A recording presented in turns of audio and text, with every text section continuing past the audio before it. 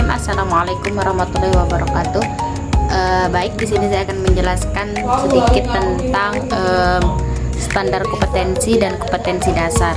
Jadi sedikit perbedaan dari standar kompetensi dan kompetensi dasar, yaitu kalau standar kompetensi itu seperti tujuan umum, sedangkan kompetensi dasar itu seperti rincian langkah-langkah untuk mencapai tujuan itu atau standar kompetensi itu. Nah, kemudian standar kompetensi dari modul kelompok kami tentang Al-Mihnah wan Nizam, yaitu yang pertama adalah siswa mampu mengidentifikasi kosakata yang berkaitan dengan berbagai profesi dan kegiatannya dalam bahasa Arab. Kemudian yang kedua, siswa mampu menjelaskan peran, tugas, dan kontribusinya dalam masyarakat secara lisan dalam bahasa Arab. Terus yang ketiga, siswa mampu mengungkapkan informasi tentang profesi dan kegiatannya secara tulisan dan struktur bahasa yang sederhana dengan tepat. Kemudian yang terakhir, yang keempat, yaitu siswa mampu mengungkapkan pendapat atau cita-cita mereka terkait profesi yang diinginkan secara lisan dan tulisan dalam bahasa Arab. Nah, kemudian kompetensi dasar yang pertama yaitu mengidentifikasi bunyi, makna, kalimat, gagasan, struktur bahasa, struktur teks, dan unsur budaya bahasa Arab yang terkait dengan topik Al-Mihnah wan Nizam, baik secara lisan maupun tulisan. Terus yang kedua yaitu mengungkapkan dialog atau informasi lisan maupun tulisan, merespon berita yang sederhana terkait dengan Al-Mihnah wan Nizam. Terus kemudian memperhatikan unsur kebahasaan, struktur teks, dan unsur budaya secara benar dan sesuai konteks. Dan yang terakhir, yang ketiga, menunjukkan perilaku santun, antusias, kreatif, ekspresif, interaktif, kerjasama, dan imajinatif dalam menghargai budaya dan bahasa, terutama bahasa Arab. Yang terakhir, menunjukkan perilaku santun dan peduli dalam melaksanakan komunikasi antar teman, seperti mengerjakan tugas di dalam kelas atau kerja kelompok. Mungkin hanya ini yang dapat saya sampaikan, mungkin hanya ini dapat saya jelaskan tentang standar kompetensi dan kompetensi dasar. Baiklah, pada penjelasan selanjutnya itu saya selaku pemateri kedua yang akan menjelaskan teman-teman sekalian mengenai indikator pencapaian kompetensi. Kemudian ada juga pembahasan tentang tujuan pembelajaran dalam modul ini terkait topik Al-Mihnah wan Nizam. Nah, di sini indikator pencapaian kompetensi itu perlu teman-teman ketahui maknanya itu penjabaran dari kompetensi dasar. Nah, pemateri pertama tadi sudah menjelaskan tentang kompetensi dasar yang ada dalam modul ini. Nah, kompetensi dasar yang telah dijelaskan ada tiga macam. Nah, kemudian di sini saya akan menjelaskan atau menjabarkan gitu tentang setiap poin yang tiga yang sudah dijelaskan oleh pemateri pertama. Nah, poin yang pertama di sini indikator pencapaian kompetensinya itu siswa itu mengetahui isi dari teks bacaan Al-Mihnah wan Nizam, kemudian bisa mengartikan, kemudian bisa menjelaskan makna kosakata yang siswa dapatkan dalam Al-Mihnah wan Nizam ini. Kemudian di sini siswa itu bisa mengetahui struktur teks yang terdapat dalam Al-Mihnah wan Nizam, yang dimana di dalam teks atau topik yang membahas tentang Al-Mihnah wan Nizam dalam modul ini membahas tentang qawaid atau susunan kalimat mencakup mubtada wal khobar. Jadi di sini siswa itu bisa paham dan bisa menyusun kalimat maupun teks berbahasa Arab yang mengenai tentang Al-Mihnah wan Nizam, gunakan susunan mubtada khobar yang benar. Nah, kemudian yang kedua di sini kompetensi dasar yang kedua penjabarannya, yang pertama di sini siswa itu bisa menerapkan percakapan atau hiwar yang terdapat dalam Al-Minah wan Nizam. Nah, kemudian di sini siswa itu bisa menerangkan kembali isi teks bacaan dari Al-Minah wan Nizam, topik Al-Minah wan Nizam ini. Nah, kemudian siswa itu bisa menyusun tulisan yang masih ada kaitannya tentang Al-Minah wan Nizam. Adapun poin yang ketiga di sini yaitu siswa itu bisa berperilaku santun, kemudian antusias, semangatnya juga bagus dalam pembelajaran bahasa Arab. Nah, juga di sini bisa siswa-siswa ini menghargai gitu pendapat teman-temannya, kemudian peduli dengan teman-teman yang lain. Kemudian di sini pembahasan selanjutnya tentang tujuan pembelajaran. Nah, tujuan pembelajarannya di sini dibagi menjadi dua. Yang pertama di sini siswa itu bisa mengidentifikasikan baik itu prasam, baik itu bunyi kata yang terdapat di dalam topik Al-Minah wan Nizam ini, baik itu secara hiwarnya, kemudian dalam qiraah, dan di sini siswa itu bisa menemukan kembali informasi yang lebih dalam lagi gitu tentang Al-Minah wan Nizam. Kemudian tujuan pembelajaran kedua di sini siswa itu bisa mengungkapkan wacana, dialog ataupun informasi baik itu secara lisan maupun tulisan yang terdapat dalam topik Al-Minah wan Nizam. Nah, di sini menyangkut beberapa hal. Yang pertama di sini siswa itu bisa menulis dialog ya. Tentunya di sini dialog yang masih ada kaitannya tentang Al-Minah wan Nizam. Nah, kemudian di sini siswa itu bisa menerapkan kembali gitu susunan qawaid yang telah dipelajari dalam Al-Minah wan Nizam, yaitu mubtada dan khobar. Nah, saya kira mungkin sampai sini penjelasan saya dan akan dilanjutkan kepada pemateri ketiga yang akan membahas tentang materi pembelajaran. Baiklah teman-teman, di sini saya akan menjelaskan terkait materi pembelajaran yang terdapat dalam susunan modul kami yang berjudul Al-Minah wan Nizam. Saya akan menyebutkan beberapa kosakata yang berkaitan dengan profesi. Pertama ada muhandisun yang berarti insinyur, kemudian tabibun dokter, tajirun pedagang, falahun petani, muhandisun insinyur, kemudian ada juga mudarrisun guru, dan masih banyak lagi mufradat yang terdapat di modul kami ini. Nah, teman-teman, terkait materi qawaidnya di sini saya akan menyebutkan 3. Yang pertama adalah jumlah ismiyah, kemudian yang kedua jumlah fi'liyah, dan yang ketiga dhamir. Jumlah ismiyah seperti yang udah kita tahu ya, jumlah kalimat yang diawali dengan kata benda atau isim yang dia itu terdiri dari mubtada dan juga khobar.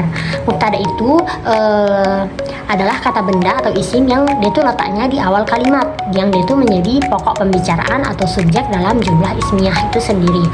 Dan dia itu berciri-ciri berharokat dhammah atau marfu, dan dia juga merupakan isim ma'rifah ya, yang atau kata benda yang dia itu sudah jelas atau sudah kita tahu. Kemudian ada khobar, yaitu informasi atau keterangan ya yang berkaitan dengan topik pembicaraan yang di awal, atau dia berkaitan dengan isim yang tadi disebutkan sebelumnya. Jadi mubtada dilengkapi dengan khobar. Contohnya seperti yang bisa kalian lihat ya di sini. Contohnya ada at-talibu mujtahidun. At-talibu itu sebagai mubtada, kemudian mujtahidun sebagai khobarnya di sini. Contoh yang lain, al-amilu nasyitun fi mihnatihi. Seorang pekerja itu bersemangat atau rajin dalam pekerjaannya. Al-amilu di situ sebagai mubtada, kemudian nasyitun sebagai khobarnya. Yang kedua yaitu jumlah fi'liyah. Tadi kan jumlah ismiyah yang diawali dengan kata benda atau isim. Sekarang jumlah ismiyah, kalimat yang diawali dengan fi'il atau kata kerja. Kemudian contohnya zahaba al-mudarrisu ilal fasli. Zahaba di sini sebagai fi'ilnya, kemudian mudarrisunnya sebagai fa'il. Kemudian yang ketiga di sini ada domir. Domir adalah kata ganti dalam bahasa Arab yang dia itu digunakan untuk menggantikan sebuah kata benda dalam suatu kalimat, baik dia itu kedudukannya sebagai fa'il, subjek, maupun maf'ul yaitu sebagai objek, maupun juga dia itu sebagai pelengkap yang lainnya. Kemudian ada macam-macam domir ya, ada 3 macamnya. Pertama munfasil, kedua muttasil, kemudian ketiga mustatir. Dhamir munfasil ini dia itu dhamir yang terpisah. Dia itu kedudukannya sebagai subjek dalam kalimat, seperti ana yang berarti saya, kemudian anta dia laki-laki, anti perempuan, kemudian huwa dia laki-laki, dan dia seorang perempuan. Contohnya huwa thalibun, dia adalah seorang murid. Dhamir huwa di sini dia itu kedudukannya sebagai mubtada. Kemudian yang kedua ada dhamir muttasil yang dia itu bersambung, seperti ya, kaf, ha, ta, yang dia itu menempel pada isim atau fiil dalam kalimat. Contohnya ahbabtu mudarrisi. Di sini huruf ta ya, ahbabtu mudarrisi, saya mencintai guru saya. Dhamir ta itu berarti saya, dia itu menempel pada fiil. Kemudian yang ketiga ada dhamir mustatir, yaitu dhamir yang tersembunyi. Dia tuh nggak terlihat tapi kita bisa paham kalau di sana ada dhamir yang dia tuh biasanya terdapat pada kata kerja. Contohnya kutiba al-kitabu, kutiba al-kitabu, buku itu telah ditulis. Failnya dhamir mustatir yang dia tuh tak terlihat tapi kita bisa pahami kalau di dalamnya itu ada dhamir. Di situ kutiba telah ditulis, buku itu telah ditulis. Kemudian teman-teman di sini ada ibarat atau takbir yang berkaitan dengan materi al-mihnah wan nizam, dan juga ada 2 hiwar yang kami sebutkan. Di sini saya akan mengambil beberapa contoh hiwar yang kaitan dari hiwar ini dengan qaid-qaid yang saya sebutkan tadi. Pertama di situ ada kata ana a'malu muhandisan. Di situ diambil contoh jumlah ismiyah yang berupa mubtada dan khobar ya. Ana a'malu muhandisan, saya bekerja sebagai seorang insinyur. Ana di situ sebagai mubtada, kemudian a'malu muhandisan di situ sebagai khobarnya.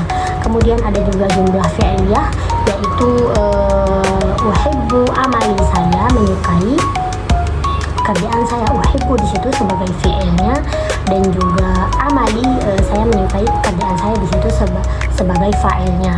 Nah, di sini juga beberapa contoh yang berkaitannya dengan dhamir dan juga qaid-qaid yang sudah saya sebutkan tadi. Selanjutnya dari saya teman-teman, terkait metode pembelajarannya ada 4 metode. Pertama ceramah, kedua diskusi kelompok, ketiga role play, dan juga yang terakhir ada drill. Ceramah yaitu dengan cara guru menjelaskan materi kosakata dan kaidah tata bahasanya secara langsung kepada siswa. Kemudian ada juga dengan cara siswa dibagi dalam kelompok, yaitu berupa diskusi kelompok ya, dibagi dalam kelompok kecil untuk membahas tugas terkait profesi dan nilai kedisiplinan dalam kehidupan sehari-hari. Kemudian yang ketiga ada role play yang dia itu seperti bermain peran. Siswa bermain peran sebagai dokter, ada yang sebagai guru, polisi, dan dia itu melakukan dialog berdasarkan profesinya masing-masing yang sudah dibagikan oleh gurunya. Kemudian yang keempat ada drill, yaitu latihan berulang, latihan intensif yang berupa susun kalimat atau membacakan dialog yang membentuk kebiasaan penggunaan struktur bahasa yang baik dan benar. Nah teman-teman, selanjutnya adalah media pembelajaran dan sumber ajar. Nah, media pembelajaran di sini terdapat banyak bentuk dan jenis media pembelajaran, terutama dalam pembelajaran bahasa Arab. Nah, diantaranya yaitu media audiovisual, media visual, dan media-media lainnya. Nah, dalam pembelajaran bahasa Arab, kita dapat menyesuaikan media yang kita pakai dengan materi pembelajaran yang akan disampaikan kepada siswa. Media pembelajaran berguna untuk mempermudah guru dalam menyampaikan materi ajar dan mempermudah siswa dalam mengkonstruk materi ajar yang didapatkan dari guru. Nah, media pembelajaran yang dapat digunakan dalam pembelajaran bahasa Arab diantaranya, misalnya dalam pembelajaran kosakata, kita dapat menggunakan foto-foto atau gambar-gambar visual yang dapat mengkonstruk fokus siswa. Kemudian dalam pembelajaran mahara istima, kita dapat menggunakan audio-audio dari MP3 atau video-video YouTube. Nah, dan begitu juga banyak juga media-media yang lainnya seperti untuk mahara qiraah, teks, bacaan, dan lain sebagainya. Nah, tentu media-media tersebut merupakan sarana untuk mempermudah siswa dalam mengkonstruk pelajaran. Nah, adapun media bantu untuk media-media tersebut tentu membutuhkan jaringan atau koneksi internet. Baik, materi selanjutnya membahas terkait langkah-langkah pembelajaran. Pada umumnya, langkah-langkah pembelajaran ini biasa diterapkan oleh guru-guru di sekolah. Pertama yaitu pendahuluan, kedua kegiatan inti, lalu terakhir ada penutup. Yang pertama ialah pendahuluan. Di sini tujuannya ialah membangkitkan minat dan menyiapkan siswa.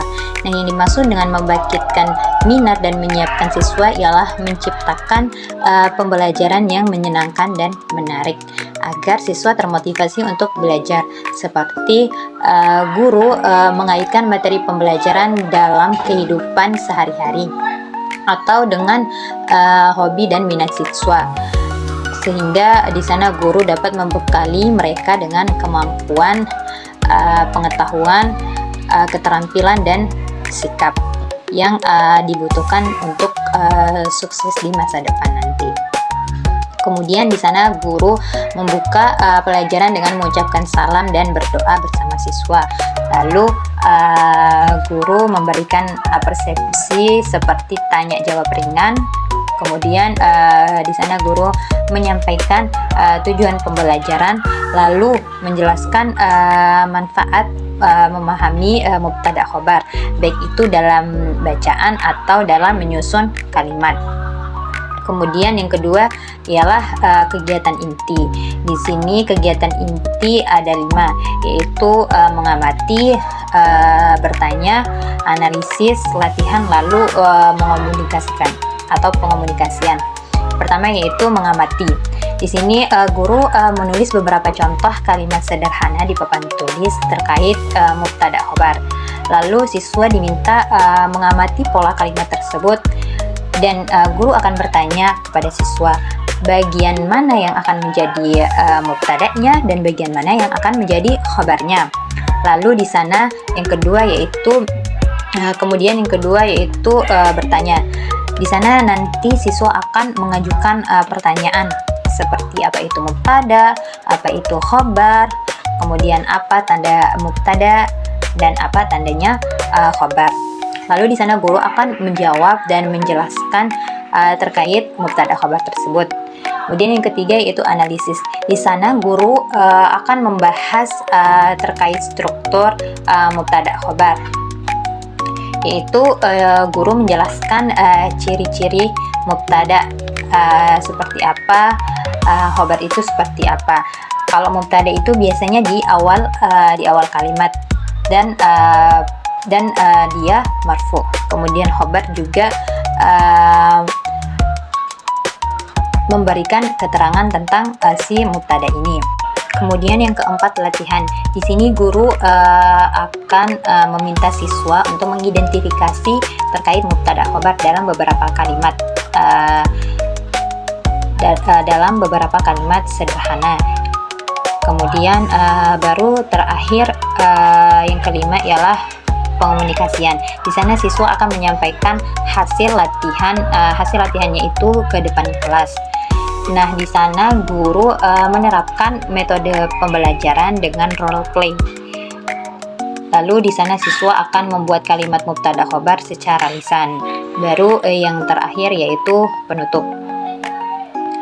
Di sini guru dan siswa dapat menyimpulkan terkait materi pembelajaran yang telah dipelajari sebelumnya. Nah, yang terakhir yaitu penilaian atau asesmen. Nah, asesmen itu sendiri merupakan langkah akhir atau upaya akhir bagi guru dalam menyusun modul ajar atau perencanaan pembelajaran. Nah, asesmen ini berfungsi untuk seorang guru mengetahui ketercapaian tujuan pembelajaran yang sudah disusun di awal tadi. Nah, kemudian asesmen dilakukan agar guru dapat membentuk atau menyusun bagaimana strategi pembelajaran lanjutan. Nah, di sini asesmen pembelajaran atau penilaian dalam pembelajaran bukan hanya dilakukan pada akhir pembelajaran, tetapi terdapat jenis-jenis dan waktu-waktu penilaian atau asesmen.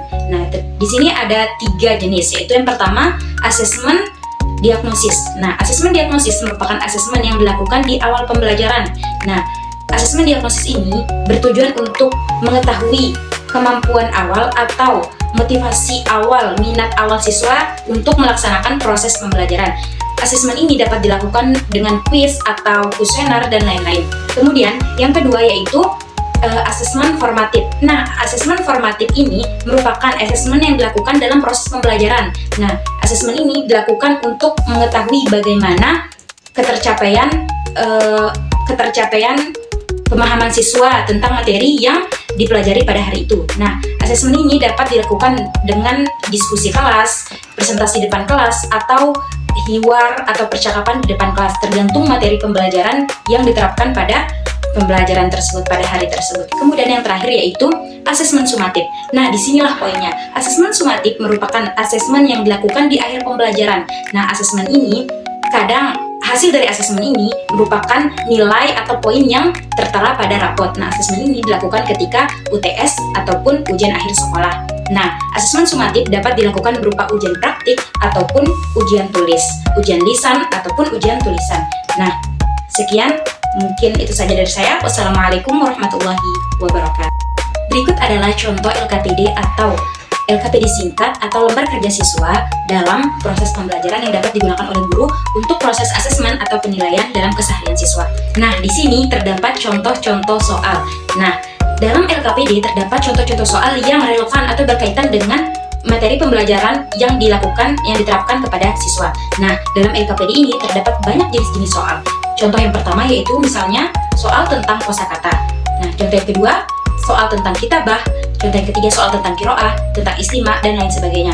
Nah, contoh-contoh soal tersebut merupakan penjabaran dari materi-materi pembelajaran yang sudah dipelajari oleh siswa sebelumnya. Nah, di akhir baru ada contoh soal untuk ujian akhir atau asesmen sumatif. Mungkin ini saja dari saya. Wassalamualaikum warahmatullahi wabarakatuh.